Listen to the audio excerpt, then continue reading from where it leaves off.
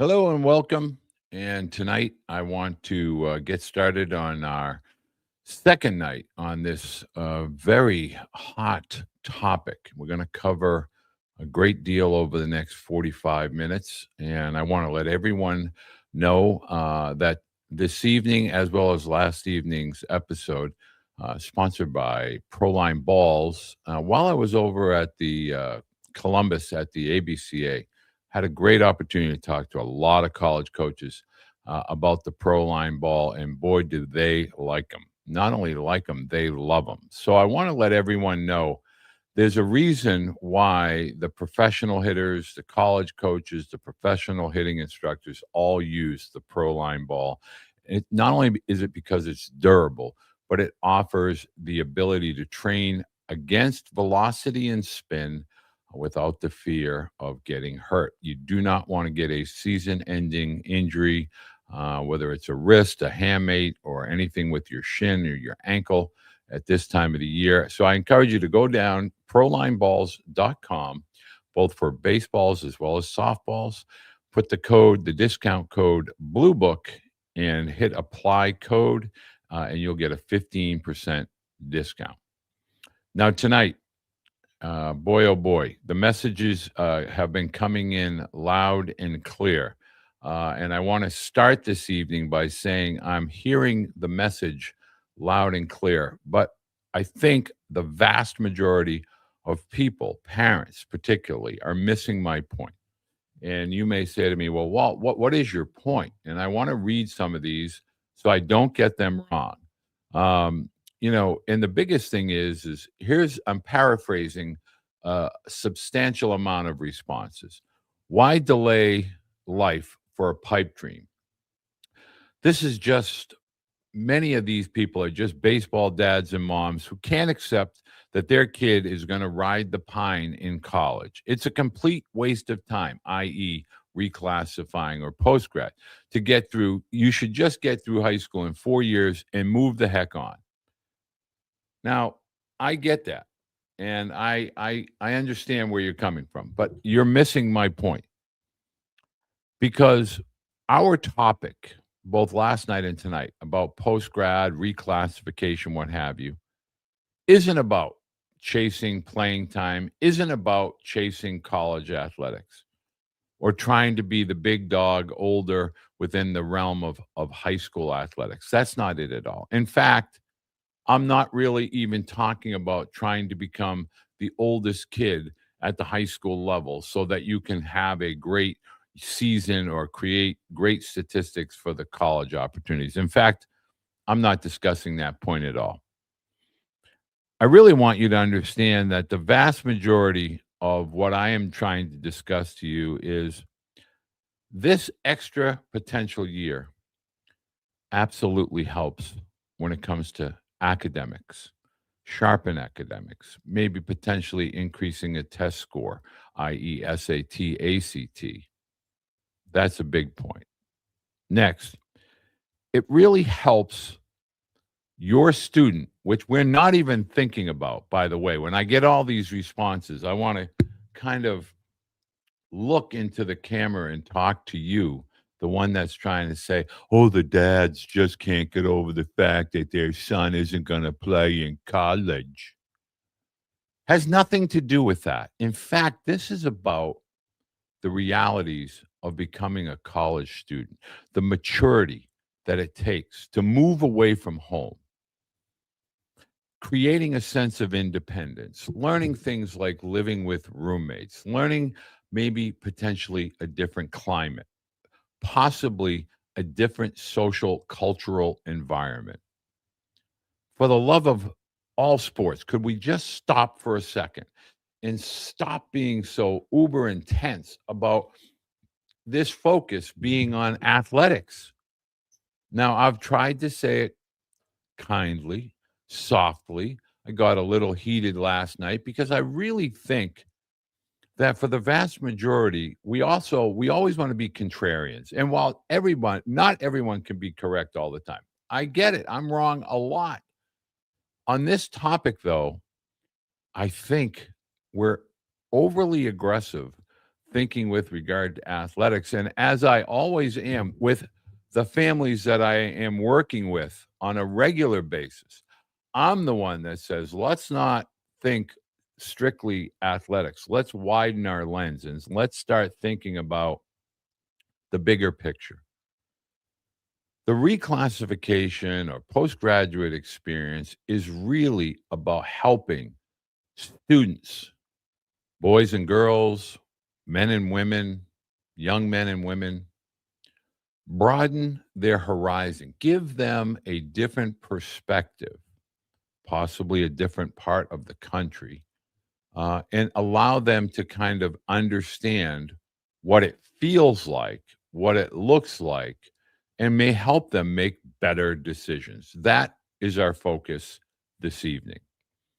I want to say thank you to everyone that took the time to share their thoughts, good, bad, or indifferent. You know, you can say whatever you like. When someone says to me, it seems like a waste of time. Okay. I would like more. Why? Like, don't just make that statement and then just stop. Like, why? And then for further clarification, and I'm sorry I have to put my glasses on here because just can't read them. This preparation, I really want to help parents understand, really helps athletes, students. I also work with families of non-athletic children that are looking for the academic access to schools that may be out of their geographical area. I work with families from Canada, Australia. I've been doing this for decades. This is my vocation. So I'd like to think that I have learned a thing or two over 38 years. And yes, again, to reiterate, not to pound the point, but for those that may be tuning in this evening for the first time, I had a son, Tyler, that actually went to Lawrence Academy, didn't reclass, but his biggest memory of Lawrence Academy was the faculty, were the people within the cafeteria that he still knows to this day when he goes back. Dr. Fagelbaum, a theater instructor, nothing to do with athletics, a tenured NYU professor who retired to Groton, Massachusetts, and became a faculty member at Lawrence Academy. That's my son's biggest, most fondest memory of Lawrence Academy. Nothing to do with baseball. He has great memories with baseball, but his fondest memory is his relationship to this day with Dr. Fagelbaum. And so what I want to do tonight is address some concerns with, it's a waste of a year. Get on with life. It's all about playing time. No, there's so much more to this. And what I want you to understand is it's really about accelerating the readiness for your child for the college collective experience and beyond. The network that they begin to have access to, not only with their peers and their fellow students, but also faculty members, not only from their school, but other schools as well. The extra year is an investment into your child. It's not about the athlete. It's an investment in your child. And oh, by the way, this is simply to allow families to gain insight about this process, because I think there's just so many misunderstood dynamics to this. And you get recruiting services that say it's not needed, it's a waste of time. Okay, well, that's very dismissive out of hand. We're not looking at the bigger picture there. And then you start talking about, to maybe non-academic people, and they start to say, well, you don't need a college degree anyway. It's a waste of time. Most college degrees aren't worth the paper they're printed on. Again, I try to give you an understanding that if we're taking out a degree in athletic playing time, and we're just looking at the collective experience of college, what is that worth? What is that worth? And that is why I am doing this. So I hope that even if I'm reaching 2 out of 10 people, at least those 2 people may have some better understanding as to what we're all talking about. Now, let's think about the bigger picture and let's reintroduce the athletics for 1 minute. One, there's a trend in college athletics. Now, I don't want to go too deep down this rabbit hole, but I have been saying for 4 years that Major League Baseball is kicking development down the path to college, not just Division I, but all of college. They're getting out of the developmental business, and they're basically saying to college, hey, look, you're going to save us a lot of money. You're going to save us a lot of time. We would love for you to develop our athletes. We'll go, we'll scout, we'll kind of do all the reconnaissance. And the guys that we think that are ready, we'll draft. And oh, by the way, the access to professional sports is going to get tighter, smaller, real quick. 2027, there's going to be turbulence, and it's going to restrict access to professional athletics. So whether we're talking about baseball, MLB, basketball, football, hockey, pick your sport, soccer, etc., college is becoming the developmental model. And so even with that in mind, college rosters are becoming older. And, we all want to say to our younger children, hey, it's okay. I did this. You should graduate, when you're 17 or 18. Why are we in such a hurry to force children, through their childhood and into adulthood? What's the hurry? What's the hurry? I mean, at the end of the day, we seem to be just wanting to put blinders on and have our children just start worrying about all of the real world issues, starting at like 13 or 14, thinking about college, thinking about being an adult, get on with your life, blah, blah, blah. And we're missing the bigger picture. And so, what I really hope to do this evening, I do have a guest, and this guest attended a postgraduate school in 2014.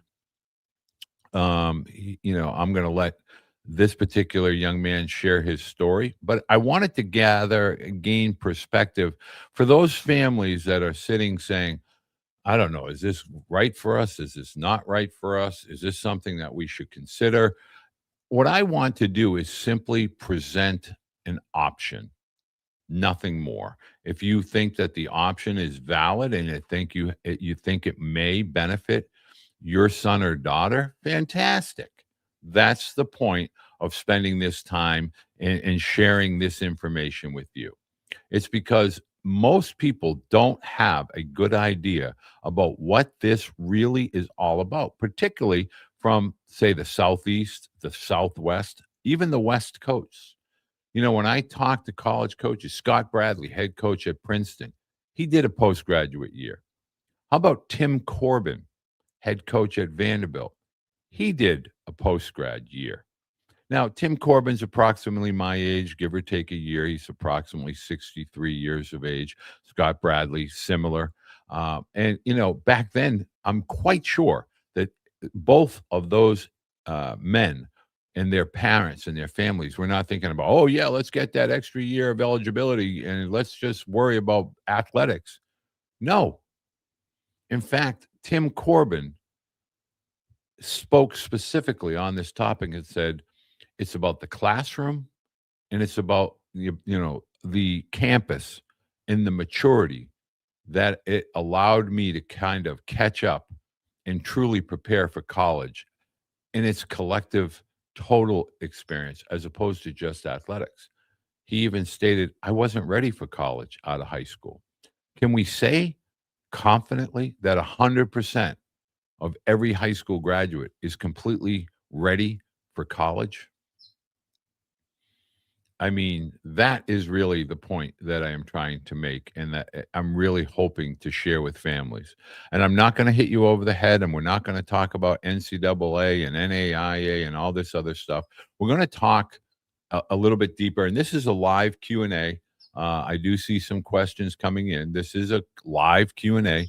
Yeah, please share wherever you're from. I know my man Canes is a little disappointed that his Hurricanes lost last night. But if you're out there and you're watching, you have a question that you would like me to answer, or soon Mason to answer on the topic of postgraduate and reclassification, I would encourage you to do that. One of the things that I wanted to address, I had a question here from a parent. What are the benefits when it comes to reclassification? My son attends a Catholic all boys school and we have great academics. Well, here's a couple of things that it can do. One, on your transcript, it can provide an academic boost. I want to make sure it can improve a GPA. You can retake your core curriculum. If you had a bad algebra 2, something along those lines, it's totally hypothetical. You're able to retake that course, and that may allow for a stronger transcript. Also, you may have the opportunity to take an AP or an honors class in order to meet certain NCAA criteria. Possibly, where colleges will stack academic and athletic money. That's a big deal. College readiness. Dorm life. Your student will get acclimated to what dorm life and what a resident assistant is, and living with multiple students. In many cases, at the postgraduate or prep school level, it's a global student body. So, you're getting prepared for the diversity that awaits them on a college campus, not only with their students, but also the faculty. Time management skills, independence, in a structured environment, meaning are they a procrastinator and they need to really become someone that's merely proactive and learning those time management skills with regard to writing papers, reading assignments, things of that nature. We don't factor this in. We're so focused, laser focused on our, the athletic side. We're missing some of these nuances that really provide a tremendous benefit for your potential student with regard to the prep school and the boarding school opportunity. Life skills, finding a little bit their awareness, the balance of being on your own, and the independence that brings, and study habits and things of that nature. More importantly, being able to make big decisions for themselves, mature decisions. They're not sitting at the dinner table every evening talking with family. Maybe they're getting outside their comfort zone, as I alluded to last evening with my son Tyler. They're doing a poetry recital. Before Lawrence Academy, I don't think Tyler could get up and speak in front of a class of 5 people, let alone a 400 student body and faculty reciting a poem. And really making it to the finals. I think he came in second place. But that was a big life altering advancement for my son, having nothing to do with athletics. I really want you to start to think about this as more of an academic centric kind of family decision. What you're really thinking about here for the bigger picture is maturation, is really allowing your student athlete to gain a sense of independence and really about a transition that is taking place before a bigger transition has to occur. Um, and so think about that for a second. The transition that students, that older teenagers make, leaving that comfort zone and then making that transition to, in some cases, a bigger college community, a bigger campus, maybe an undergraduate of 15,000 or more. This is about a transitionary period. And how many times in life, think about it, as our children are growing, we have training wheels to ride a bike. We have support mechanisms through grade school. We have, all of these little kind of training support mechanisms for children, from the ages of 3 all the way through and into high school. But think about that independence. Think about the faculty at some of these schools. Some are very aloof. I know at Vanderbilt, Tyler had a couple of professors that were, wow, they were really out there as far as they didn't care who you were, where you came from. They were very. It was a transition for Tyler to look at adults that were talking aggressively, I guess is my word. So think about that transition. Okay, question.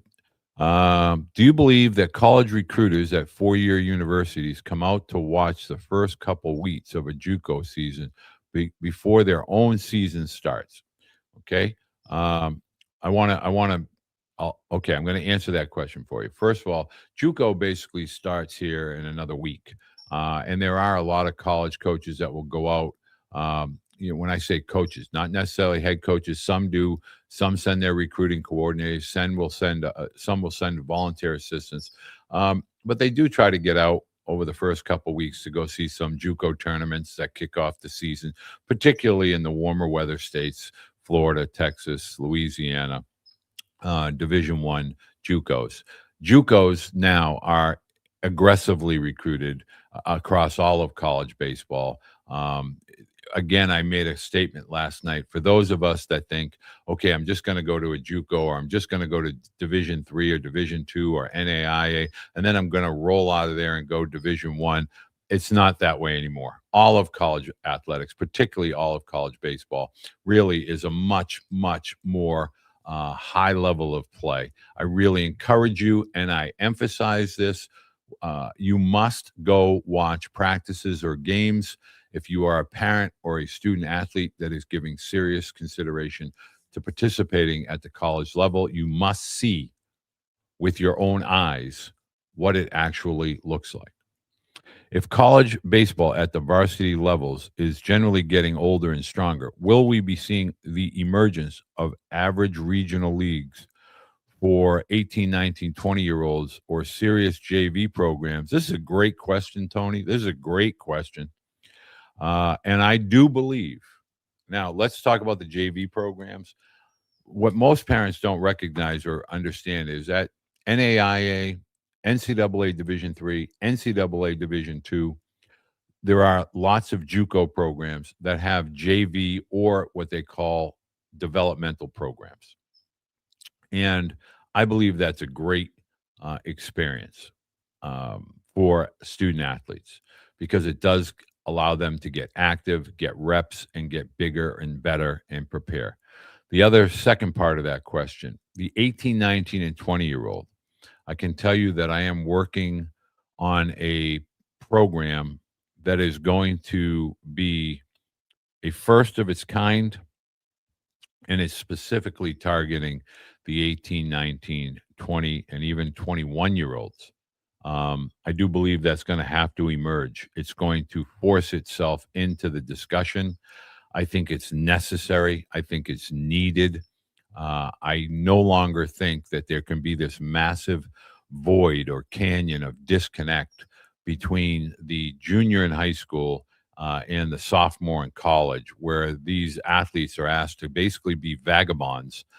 So I strenuously am suggesting to those that can make such decisions that we begin to address the elephant in the room, which is there is a massive need, and I do believe we will see at the Division I level some sort of JV or developmental squad, taxi squad, call it what you wish, but I do believe that we will see that. Both of those are tremendous questions, and I thank you very much for asking those. I can't believe the amount of questions. This is really a massive topic. One of the things that I also want to stress, there's two dynamics to this topic, and I just got a question. Now, a lot of people that don't understand what postgraduate means will be told by those that are unfamiliar with the topic that it's an extra year of high school or a repeat year of 12th grade. Nothing could be further from the truth. The postgraduate year is really what I call a true transitionary period for students or student athletes. In fact, the number of student athletes that take postgraduate opportunities, as opposed to the large number of students from around the world that seek the postgraduate year. Again, this is something really popular internationally. Like if we start to really take a look and a deeper dive into some of these elite, prestigious schools, the vast majority receive postgraduate transcripts and requests or applications from Europe, Asia, obviously, and including Australia, also Canada, because they want to make that transition from their countries into the United States. And there's a myriad of other topics that we could go off on there, but I won't drag you deep into the abyss. But this is definitely a much bigger deal internationally than it is here domestically. And for those parents that think, well, this is all about athletes and IMG, no, it is not. And I really want us to take the time to focus in on the time that this period in life is really all about for your student. Um, you know, let's just talk about one of the things of let's be a devil's advocate to the narrative of it's just a waste of time. You just want to be the dominant kid. Really, it's about smart preparation. This is not about trying to dominate, because in fact, I can say with almost complete certainty that those families that are from, let's just call them the big three high school baseball hotbeds, California, Texas, and Florida, and you play in the big boy level of 6A, the biggest division in your state, and you think, well, we're really good. We're really good. We've won 28 state championships in a row. So if we go to do this postgrad thing, yeah, we're just going to dominate. No, not so fast, my friend. Most of these athletes that are in these schools are going to schools that are really vastly superior, and the talent levels are elite. So I want you to understand that this isn't a waste of time. This isn't a waste of a year. It's really smart preparation that presents real obstacles and challenges that your student has to learn to overcome, and really begin to become independent, not only with their thinking, but their actions. That's one. The next thing is I want you to understand we live in this time period. You think that college athletics is all about name, image, and likeness, and portal and money. In reality, that might affect 1 or 2%. In reality, college athletics or college life in general can be difficult for those first 2 years, trying to navigate and find your way. Is this really what I want to major in? Is this really what I have in mind for my future? And if that's the case, what I want parents to understand is this extra year definitely will give you that opportunity to be prepared. And so I want you to understand that when I'm talking about this, this is not purely an athletic discussion. So for the love of goodness, could we move forward on that? And I really would love for you to understand that what you're doing is amplifying and assisting your child with the evolvement of leaving childhood and becoming a young adult and all that goes with that. There's a lot of heaviness there. And I'm not going to go preaching down the political choir, and I'm not going to talk about, some of these other topics that parents want to drag me into. But I want you to understand this topic is about truly a total experience. And it's about allowing and providing your student an opportunity to have an experience that the vast majority of high school students do not ever get. And I think if I can look back as a dad, just talking as a dad, I will take baseball completely out of the discussion. Just as a dad, the best decision by a wide margin that I ever helped my son make, my youngest son, was Lawrence Academy. It made him a completely different man. It has made him a better husband. It has made him a better father. It has made him a better businessman. It has made him a proactive thinker, a problem solver. He is someone that can take leadership roles and be comfortable. It allows him to truly step out from within the identity of an athlete, like, oh, Tyler Beede, he's a good athlete, and became, wow, Tyler Beede, he's a pretty smart guy and he's a pretty interesting guy. And I really think that we get lost, especially in the world of social media, with regard to, I think sports becomes an identity and kind of a shield. And I want parents to recognize that's you're out on very dangerous grounds, because the weight of expectation, you may be the biggest and the best in the pond or the lake, your high school. But when you enter into college, you basically put your student athlete right with a bullseye on their backs and on their chests, all at the readiness of the rabid fan base. And they don't make a certain play, they don't actually develop at the level that they thought they were going to develop, and now you have to bear the slings and arrows of all of the comments. And it's a heavy world out there.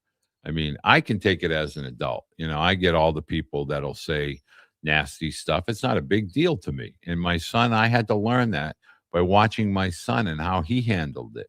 And so I want you to understand that this helps indoctrinate and actually bring your children an awareness of the level of expectation, when you start to move up certain levels. And I love all these questions that are coming in, and I'm going to answer one more.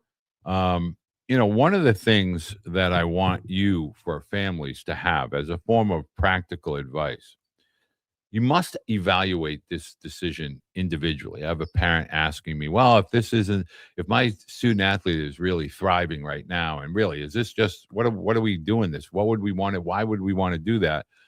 Okay, ask yourself, what schools are you currently, as a 2026, is anyone recruiting your student athlete? What type of academic opportunities is your son or daughter receiving at this time? Do you have bigger hopes or dreams with regard to academics or the college process as a whole? Do you have to have an honest discussion? You have to really be reflective individually. Is my son or daughter mature to the point where they are fully ready to become a complete independent student at a college X number of miles away from home? Have they gone through a personal growth spurt and awareness of who they are and importantly, who they desire to become? So one of the other things is, are you prioritizing that other side of the college selection process? Meaning, okay, we always get caught up in our discussions as they relate to athletics, but are we prioritizing all of the other areas and dynamics of the college experience? The student body, the faculty, the size, could be, and I know I've talked about this at length with families that I work on. Food in all different parts of the country can be very different. Like in New England right now, and it's very cold. And I told the story last evening of a young man that's from Texas, Dallas, now at Phillips Exeter. He's actually a postgrad student this year. And man, it's freaking cold here. And there's a lot of snow. But guess what? Next year, he's going to be a freshman at Holy Cross in Worcester, Massachusetts. This is a great opportunity for that young man to kind of, hey, this is what it looks like. This is what it feels like. This is what this is all about. And so I think that's the bigger message here. And I really wanted to have this second evening to share that with you. I think it's important. I'll get to one more question. You know, one of the things that I want to leave you with is, I have a lot of parents that are talking to me about, I disagree with you, Walt, because I think it's just a really total waste of time because, you got to move on with your life.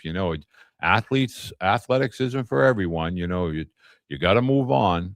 Okay. That's not my point. Think about your child as a whole person, like an individual. Like, I get it. You want to compare them to, well, their friends aren't really too keen on this idea, and well, the high school coach is telling us it's a complete waste of time. Okay, here's how I would used to always handle that with regard to being a dad. My last name is Beede. I had two sons who also had the last name of Beede. When making decisions, my first priority was to focus on my sons and then me.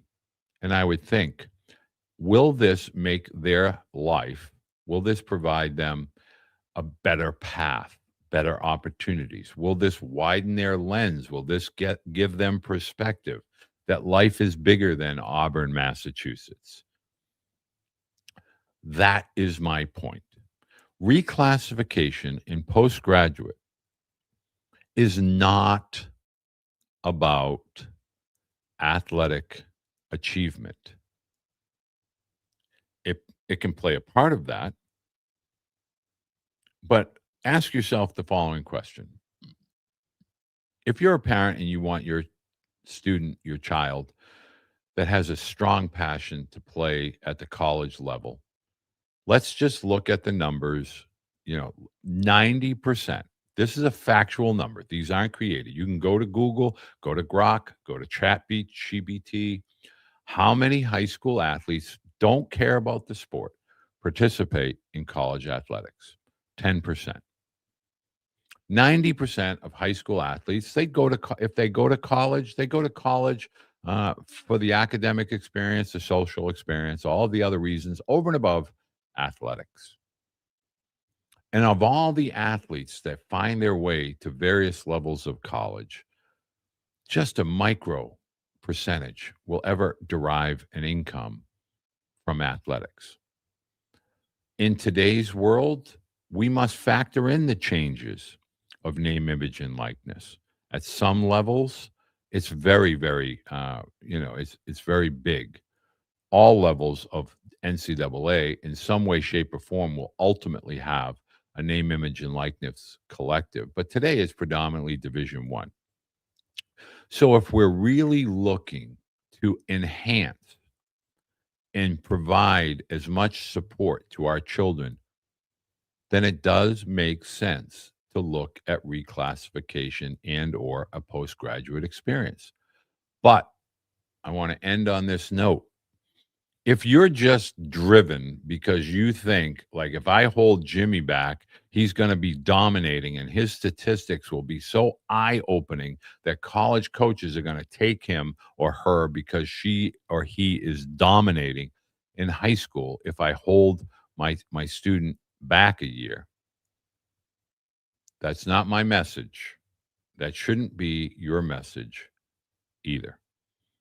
This entire 2 nights of me pontificating is to simply say 3 things to you as parents. 1, when you're told it's a waste of time by a recruiting service or a friend in the community or perhaps even a teacher, and the reason is it's a waste of time because it's just repeating your 12th grade year. Your student is very good in academics. Your student is very good. That's not what we're talking about. 2, if your student finds themselves rising above their peer group, meaning if your student athlete is a sophomore in high school and they have a strong passion, and I'm talking to a select few, but let's just assume that your student has a strong passion and is really working diligently, and I'm talking daily, and their passion is clearly evident to you, and they are being laughed at by their peers, and are all their peer group around them. What do you think you're going to be a pro? What do you think you're going to, who do you think you are? And they're not going to be kind of surrounded by similar minded or similar driven student body, coaches, possibly time to look into the reclassification or the postgraduate year. Lastly, and this is for everyone, I want to end by simply saying to you, this whole process of postgraduate, and you have IMGs and you have all these schools, and you have a lot of schools that are doing it simply because of athletics.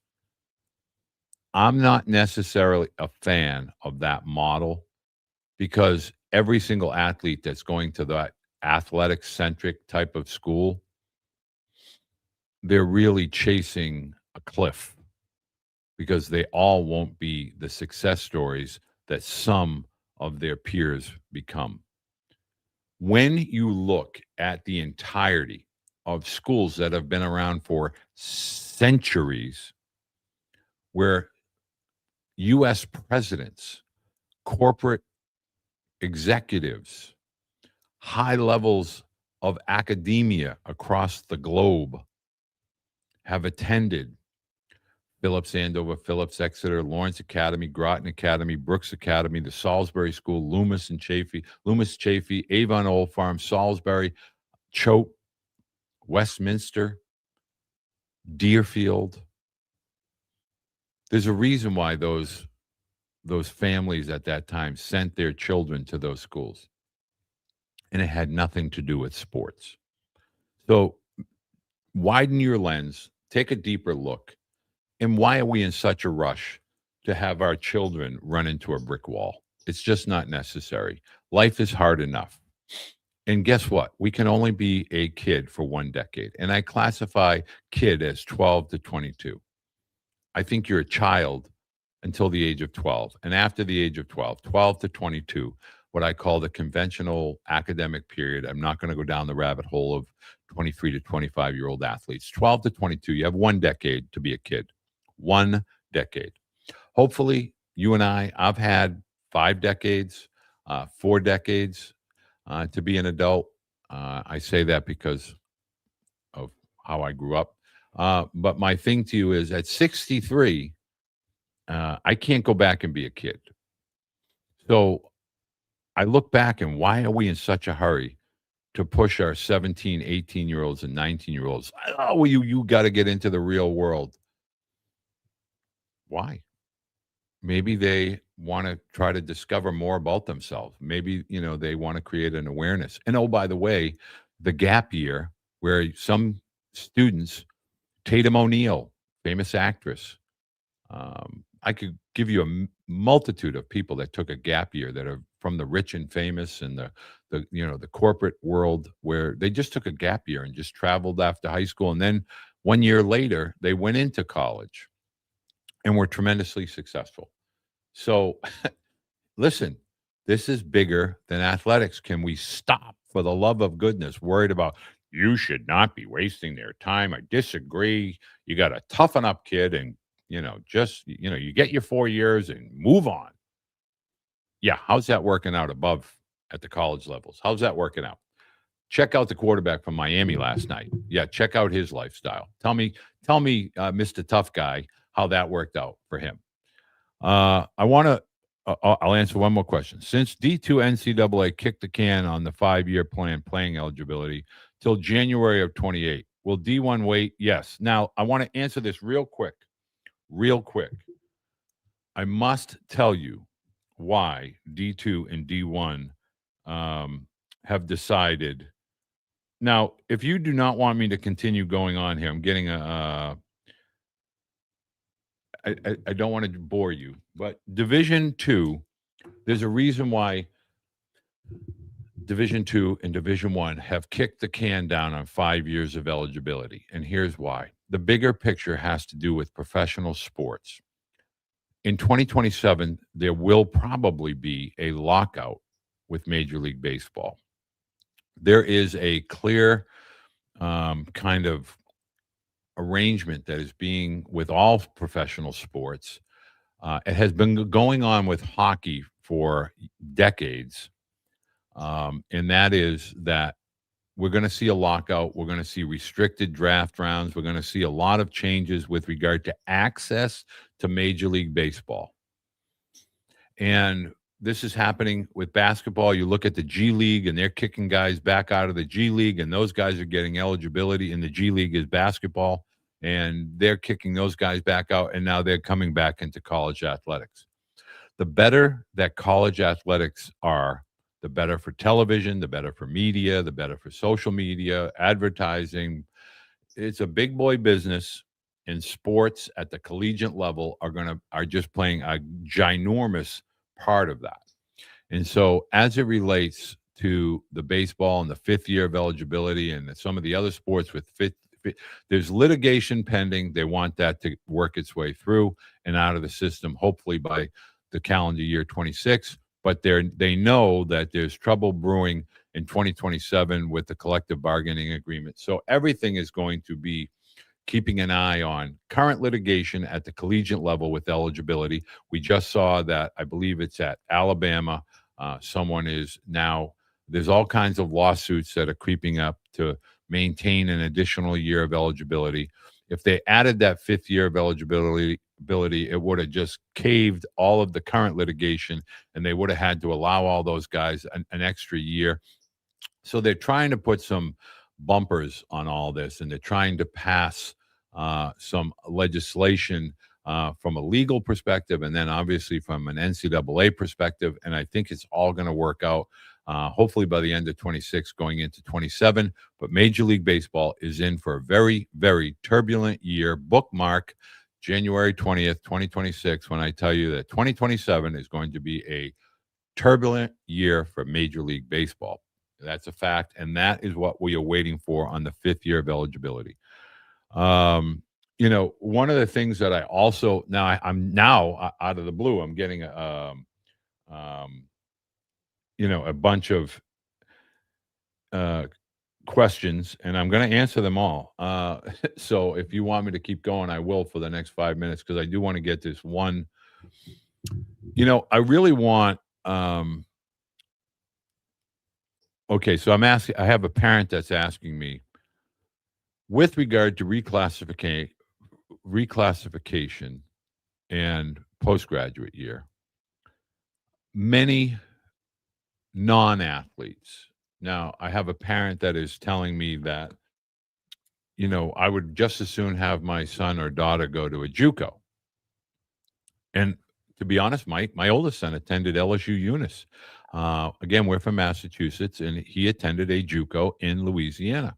I am a staunch proponent of JUCO, community colleges, and I want to make that perfectly clear.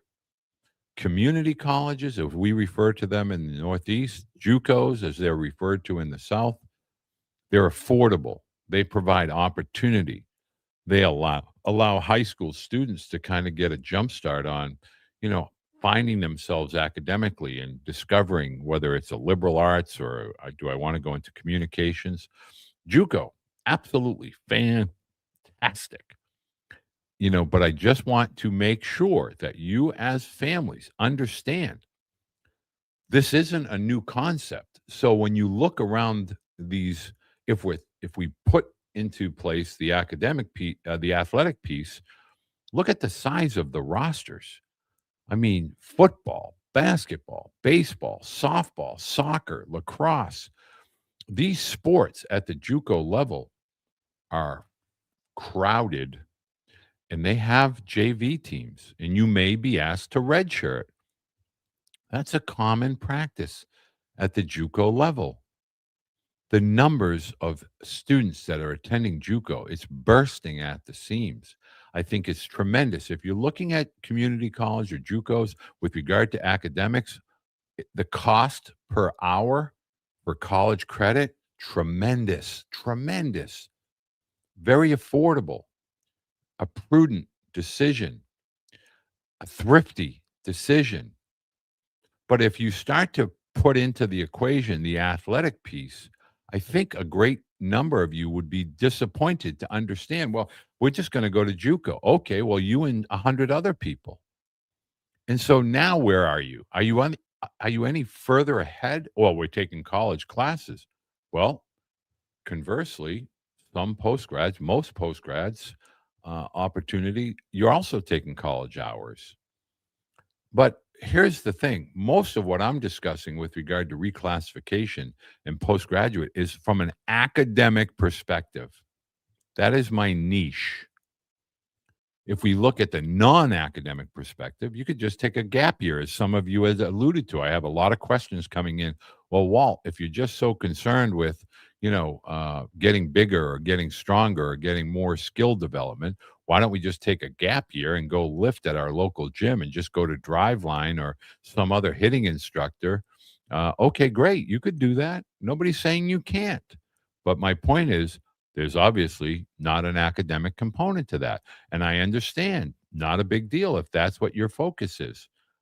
But I want you to understand the niche that I specialize in, the niche that I have spent decades involved with, is the combination of the academic maturation, the physical/athletic maturation, but the social transition of leaving your childhood home in the comforts of that small community and going from Dallas Jesuit High School to Phillips Exeter, which has a global, student body and faculty. And I ask you this, Phillips Exeter actually has alumni chapters in Texas and California and Kansas and Oklahoma and Florida. When you take a gap year, are you a part of anything that allows you to build a network, an alumni, and tap into an alumni base? Google ChatGPT or XAI, alumni networks, Phillips Exeter, Salisbury, Phillips Andover, Lawrence Academy, Cheshire Academy. Google the alumni chapters and look at the alums from those schools. Again, I'm trying to bring a better sense of awareness as to the entirety of what you're providing for your child. I'm the first to tell you that baseball is not a rabbit worth chasing because, again, I've said it once, I've said it a million times. Baseball is a great game, a great game. I love, always have, always will, baseball. The business of baseball stinks. It's out to get you. Just when you think you got it all figured out and you think you're cruising and you got the scholarship, I can tell you plenty of high school All-Americans that never saw the light of day, never stepped between the lines. And I don't mean to say that in an agitated way. I'm just trying to say to you, okay, if we're all trying to do what a lot of families ask, which is provide an experience academically and athletically for my student athlete. If we're keeping a real focus on trying to trade our athletic ability for the academic experience, I've had so many parents today send me messages. I earn X number of thousands, hundreds of thousands, or several millions of dollars. I could care less about college degrees. They're not worth the paper they're printed on. Okay, that's great. I'm not going to argue about college. Is it needed? I do not have a college degree. I've stated that plainly and clearly multiple times. But what I'm trying to say to you is during those 4 or 5 years, how'd you like to be an Indiana alum? Anybody see the Jane Pauley piece where she talked about being an IU alum? Boy, I have nothing to do with Indiana, and I had a tear in my eye listening to her and how significant of an achievement and memorable moment that was. I can tell you, being at Vanderbilt University, when my son was had the fortunate blessing of being a part of the first national championship in men's athletics at Vanderbilt University in the history of Vanderbilt University. They've been handing out degrees, Cornelius Vanderbilt, I believe from the early to mid 1800s, and for several centuries ahead, they will hand out degrees, and my son's name will be within that mix as a member of the first national championship team. So my point of saying all this is, let's just talk about the bigger experience. Now, I'm going to bring somebody to the stage. Hopefully, he's ready to join me, Mr. Mason Coppins. But I'm going to I have three questions for Mason. I'm going to keep it brief. Mr. Coppins in Metairie, Louisiana. I assume you're in Metairie. Good evening, sir. What's up, Big Wald? How you doing? I am doing fine, thank you. Mason, for the sake of discussion, we're about 48 minutes into our discussion, but I do want to get three quick questions, if you would allow me, my good man, to ask you some questions. First and foremost, how old are you today, Mr. Coppins? I'm 30 now. Okay, and you and I met back in the fall of 2011, I believe. Had you, prior to meeting Big Walt, ever heard of the term postgraduate? No, absolutely not. It's just junior college. All right, and It's the so only avenue. for those of you that are not familiar with Greater New Orleans, there is a high school league. It's called the Catholic League. It is a historic and prestigious grouping of schools, obviously Catholic high schools, some all boys, such as the school that Mason attended, Jesuit High School in New Orleans, Louisiana. But all of the Catholic schools are really elite academics. But for the vast majority of graduates that are playing sports, could we agree that many of them look to a school in the green and yellow Delgado Junior College in your neck of the woods? Yeah, it was a lot of funneling from the Catholic League to Delgado, I would say. So one of the questions that I want to ask you directly, because I've been talking to parents, and if you could speak loudly and clearly when you answer this, when you were in high school at Jesuit, did anyone ever tell you that you were going to have the ability to play in college? Did they say to you, "Oh yeah, you're going to play Division I, Division II, or even JUCO at Delgado"? No, quite the opposite, actually. I didn't play at all on the high school team at Jesuit. All right. And so, how many years did you attend Jesuit? 3. Yeah, 3 years. And before that, another Catholic league school. Will leave that out. Brother Martin, right? Yep. Okay. And so I want parents to understand, I'm not going to be an echo, and I'm not going to continue to echo Mason. Um, Mason and I, for 6 years and until I left Louisiana, basically would work extremely hard. And Mason was the hardest working young man on a consistent daily basis. And one day his uncle, Kirk, had come to me and said, "Okay, I want to know what's the real deal." Now, for the sake of this discussion, we will say that Mason's uncles were extremely talented baseball players, one of which played in the Red Sox minor league system. So basically, he was calling me out saying, "What are we doing? Are you feeding the dream, or does he really have an opportunity?" And so my answer back to his uncle, Kirk, at the time was absolutely 100%. And I think he has to make a position change, and I think he should do a postgraduate year, which led to a dinner with Mason's mom, Miss Robin, and Kirk, and Mason and myself. So at that dinner, do you remember anything that we talked about that maybe resonates with you today in 2013 when we started to broach the topic of postgraduate school? Yeah, just the opportunities that a prep school would bring outside of a junior college where, you would lose eligibility. You'd have to compete for 3 outfield spots across 40 people.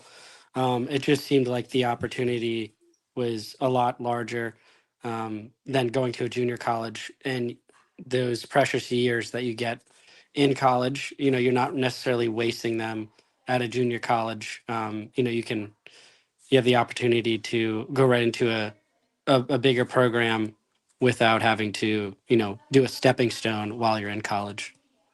Now, prior to you leaving New Orleans, had you ever been in an area with the climate at the Salisbury School in Connecticut? No, not at all. I'm an expert now, though. But let's also say for the record that that year that Mason attended Salisbury was one of the worst on record as far as snowfall and temperature. Just talk a little bit about your experience as a student. Let's leave baseball for last. As a student at Salisbury, can you talk about some of the things that kind of are memorable for you? Yeah, I mean, I would say it was one of the most eye-opening years I had, just in the way that it just allowed me to grow up quickly. I'm across the country from my entire family. I have to do my own laundry. I have to do, take care of my food. I have to, have all these responsibilities that you really don't necessarily have when you're in high school at home.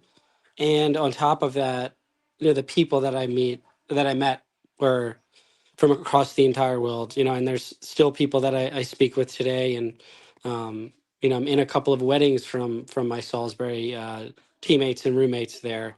So, I had some lifelong friends, and they're all across the country, all across the world. And, just that was incredibly eye opening. It just shows you there's a whole world out there. And it also got me out of my comfort zone. It's that kind of that saying of, you know, trying to be uncomfortable. It just is such an important aspect, to growing. And I think that was a huge stepping stone or first step in my growth as a man, as well as a baseball player, obviously. But mainly the the things that I really took out of it were great friends. Got to really grow up before going to college, which I thought gave me a head start when I was at Northeastern. And just the eye-opening aspects of being somewhere across the country by yourself in the middle of a small town. You just have to do a little bit of growing up, and I thought it gave me that in a healthy way. Now, for the sake of discussion, I'm going to let Mason say this without me saying this. Could you talk, please, about the level of athletics at Salisbury? Not only the caliber of competition, Mhm. but the caliber of your team, please. Yeah, absolutely. We had one of the best teams, if not high school teams that I've played on. We had 13 collegiate players on that. Most of those were Division One. Won a World Series with Vanderbilt, and then we had 5 or 6 draft picks off that team, and it pushed me every day to get better. And because you look next to you, and there's a Division One, top D1 school shortstop or catcher or the left fielder, and it just pushes you, um, to really want to get better and to be on par with these types of talents. Now, I want to Mason's team in 2014. He attended the Salisbury School in Salisbury, Connecticut. Has been voted as the number one team in the history, which has been going on for well over a century with regard to baseball, the best team of all time. Now, it was a coincidence that Mason happened to land at Salisbury. His coach at the time, John Toffey. But my point is that one of the bigger picture points of this discussion is Mason to this day is still talking to friends and associates that he had met not only on the baseball team but at Salisbury. And Mhm. my bigger question for you, Mason, that I want parents to understand is, and I want to emphasize this: I know for a fact that you were told that you probably would not play in college, any level of college. Would that be accurate? Yeah, Okay. 100%. Okay. And not only did you play college baseball, but you started essentially 4 years of college baseball at Northeastern University. You made an NCAA regional. You played Division I athletics. You were a 2-year participant and a Silver Slugger Award winner in the prestigious elite College Summer Baseball League of the Cape Cod League. Would you say that Salisbury contributed to your readiness to be an active participant at the college level as well as the summer college baseball levels that you ultimately played at? Yeah, absolutely. It pushed me into a level of competition that wasn't was unlikely to come across at a at a regular high school.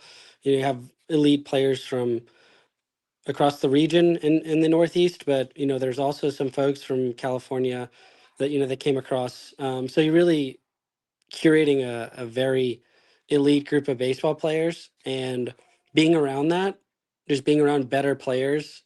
The game's faster. It makes you better because you either have to get to speed, or you get left behind. So I think um, it absolutely shot me into the stratosphere when it comes to my confidence as well, because that now I'm playing again with these high school kids that are committed to these large programs, and I'm keeping up with them, and I'm like, okay, now I can perform, and it also gave me that level of confidence too. So I think the level of play and the confidence that it gave me was something that I certainly wouldn't have gotten anywhere else. I guess my last question to you is I've been trying to allow parents to understand from a wider lens that the experience at Salisbury was a much bigger deal than just baseball, that it was a Hmm. much more prestigious academic opportunity, a cultural opportunity. I guess if you could go back to your high school year at Jesuit, not knowing anything about Salisbury, how would you sum up what that 1 year of your life? I think back of when you won a race. I don't know, remember the race, but you set a record. I think about all the other things that you had accomplished while at Salisbury over and above just baseball.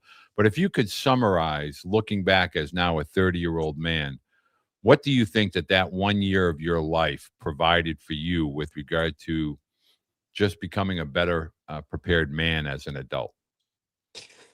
Yeah, I think it gave me the confirmation that I can live on my own, and I can meet friends from all over, and I can play at a certain level, and it is something that I want to send my kids to, just because of how beneficial it was to me. It really did help me grow up, and you get to meet people from different cultures across the world. You get to, play with people across the country, and just the entire experience was something that I'll never forget. And I certainly think it changed my trajectory as a man and as a baseball player.